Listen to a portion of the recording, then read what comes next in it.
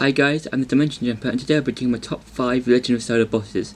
Now for this list it's going to be my top 5 bosses that I really like for being challenging, the use of the items that you use, the use of the room around you while you're fighting the boss, that sort of thing, and the design of the boss itself.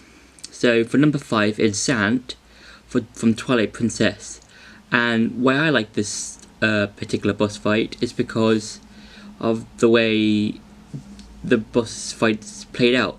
So Zant will teleport you to different boss fights that you've been to in the game. So you've got Blasita, you've got the Blasita boss room, the first boss room, several mini boss rooms, and for the final room slash phase, you go outside of Hyrule Castle, and I think that's pretty neat because of how Zant uses like the rooms and the areas around him to his sort of advantage, but how you use your items in this particular room. So, for example, in the Blasita room, Zant will go massive, and then you have to use the ball and chain to hit him, so to make him go smaller.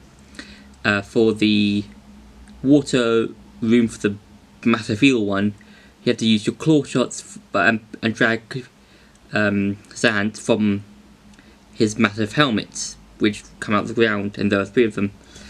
So yeah, for number 4, it's Girahim from Skyward Sword.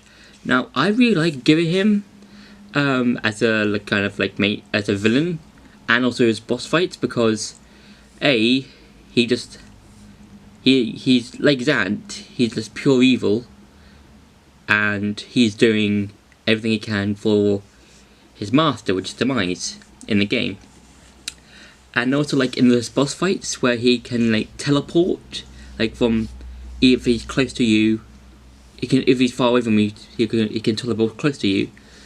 And I like it how he can bring out swords, and sometimes he'll like do like stuff, like stances, like it could be like his swords raised horizontally, vertically, horizontally or vertically, and I like how in each fight, even though it's technically the same fight, he kind of upgrades himself. So like in the first fight, it's basically just he basically uses his hands and then uses the sword. In the second fight, his arms get all like metallic or something, and in the final fight he goes like full on metallic.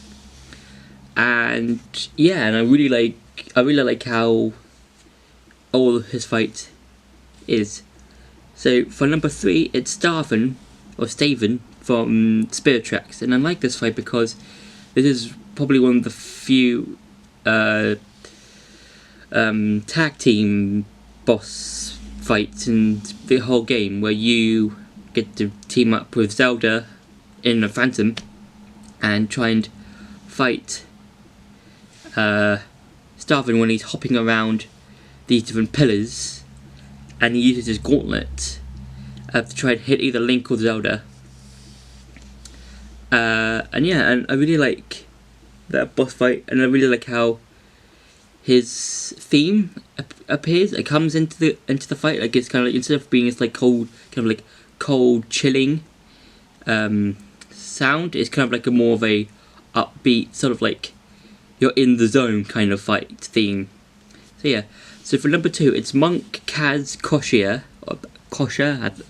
I don't know, I'm basically reading from this mini script, and I don't even know, I think I'm spelling that right, Koshia, from Breath of the Wild. Now, I really like this boss fight because it makes you use a lot of your weapons and items stuff. So, unlike Calamity Ganon, this guy is much more harder to defeat.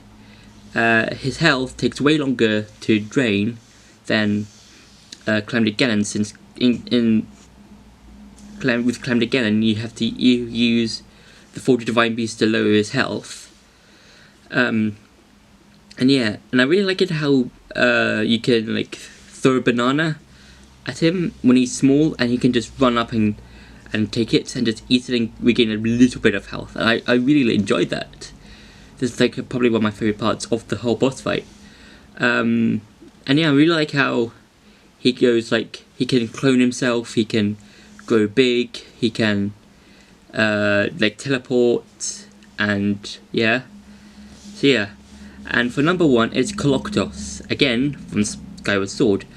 And the reason I really like Koloktos is because he's really like, it's really cool. It's cool looking design.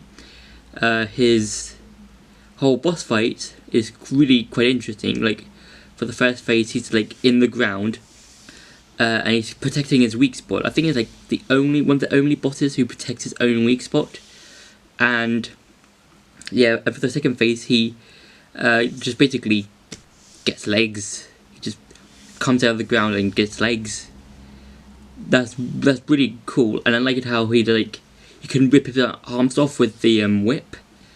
Like he'll do an attack, just use the whip, and then just rip his arms off. Like, yeah, and it's quite cool how he can like summon cursed bokoblins and reconfigure himself. Yeah, that's really cool. And yeah, those are my top 5 Zelda bosses, and I hope you enjoyed. And don't forget to like, share, and subscribe, and I'll see you in the next video.